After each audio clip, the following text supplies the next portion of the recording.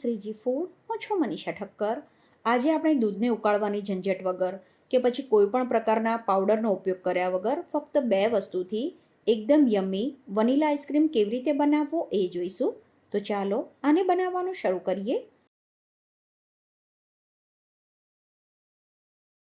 તો આ આઈસ્ક્રીમ બનાવવા માટે એક વાટકામાં સૌથી પહેલાં 100 ગ્રામ જેટલું કન્ડેન્સ મિલ્ક લેવાનું. કન્ડેન્સ મિલ્ક તમે ઘરનું બનાવેલું કે બહારનું કોઈ પણ લઈ શકો છો.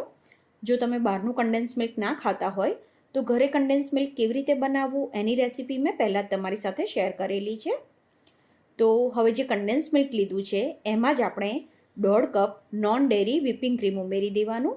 જે કેક બનાવવા માટે ક્રીમ આપણે યુઝ કરીએ છીએ એ જ ક્રીમ લેવાનું છે, પણ ક્રીમ એકદમ ઠંડુ હોવું જોઈએ. હવે આ બંને વસ્તુને આપણે હેન્ડ મિક્સરની મદદથી સરસ રીતે whip કરવાની છે. અહીંયા તમારે કમ્પલસરી હેન્ડ મિક્સરનો ઉપયોગ કરવાનો, તો જ રિઝલ્ટ બહાર જેવું મળે. તો આ રીતે બંનેને પહેલાં આપણે ધીમી સ્પીડ ઉપર અને પછી હાઈ સ્પીડ ઉપર લગભગ 2 થી 3 મિનિટ માટે whip કરવાનું છે. તો આ બંને વસ્તુને whip કર્યા પછી ફાઇનલી આ રીતની આની કન્સિસ્ટન્સી હોવી જોઈએ. આનાથી વધારે આને whip નથી કરવાનું અને આનાથી પતલું પણ ના હોવું જોઈએ. તો આ આઈસ્ક્રીમના મિશ્રણને આપણે એક એરટાઇટ ડબ્બામાં કે પછી એલ્યુમિનિયમના મોલ્ડમાં લઈ લેવાનું.